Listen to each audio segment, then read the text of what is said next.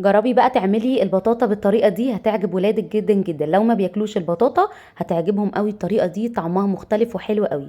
هنجيب البطاطا بتاعتنا، هنقشر كل القشر بتاعها زي ما بنقشر البطاطس بالظبط. يعني انا عايزه القشره اللي فوق بس تتشال، وقطعيها بقى بالشكل ده، مش هتفرق اي تقطيعه، احنا كده كده هنسويها على البوتاجاز. انا مستخدمه هنا كيلو ونص من البطاطا، هيعمل لي كميه حلوه قوي. هوريكم عمل لي كميه قد ايه. وعاوزه اقول لكم ان هي طعمها عجب ولادي جدا جدا، خفيفه وطعمها حلو قوي، غير لما تعملي البطاطا كده سليمه ما بتتاكلش يعني قوي. حطيت عليها هنا كوبايه الا ربع من السكر. طبعا الناس اللي بتحب الحاجه مسكره شويه تقدري تزودي سكر شويه. وحطيت كمان عليها هنا كوبايه من الميه. خدت حوالي تسوية نص ساعة، سيبيها تغلي بس أول 10 دقايق، وبعد كده وطي النار وسيبيها بقى لما تستوي خالص ويبقى فيها صوص بسيط. بالهراسة بتاعة البطاطس هرستها، وبعد ما نهرسها نحط عليها معلقة من السمنة البلدي، وحطي مثلا معلقة كبيرة من القشطة. عاوزة أقول لكم إن هو بيديها طعم حلو قوي قوي. القشطة مع السمنة البلدي بيديها طعم حلو وغني كمان، وبتلاقيها كريمي كده بعد ما بتستوي.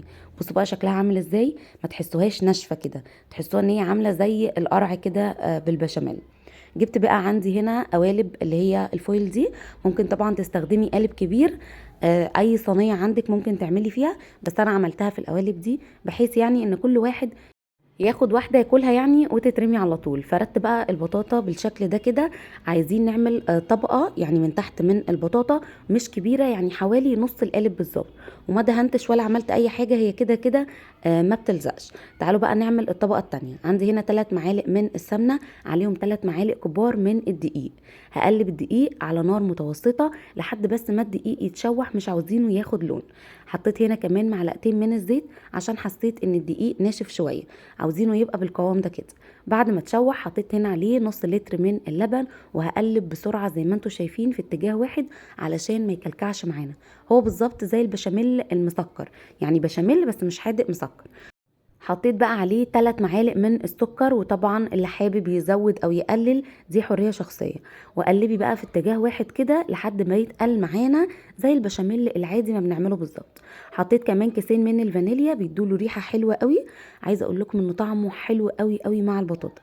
بعد بقى ما رفعته من على النار حطيت له معلقة كبيرة من القشطة عشان تدينا لون حلو على الوش. وهقلب بقى كويس جدا القشطة وهو سخن كده. وعلى القوالب هحط الكريمه اللي احنا عملناها.